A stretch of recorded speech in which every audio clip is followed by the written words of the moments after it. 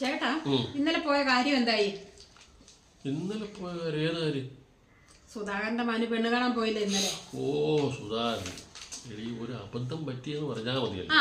എന്ത് പറ്റിയെന്ന് പറഞ്ഞാൽ മതി, പറ്റുന്നതൊക്കെ അബദ്ധങ്ങളാണല്ലോ.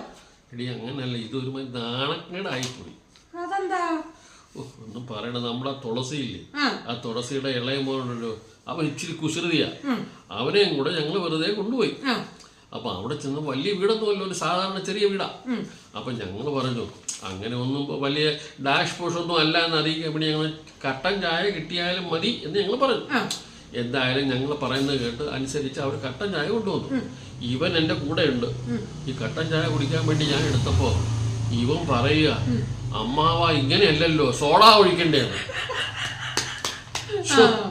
എന്റെ ദൈവമേ, ഇത് കേട്ടതും അവരെല്ലാരും എന്റെ മുഖത്തോട്ട് നോക്കി. എന്റെ തോലി അങ്ങ് ഉരിഞ്ഞു പോയ പോലായി. നിങ്ങൾക്ക് ഇത് തന്നെ വേണം.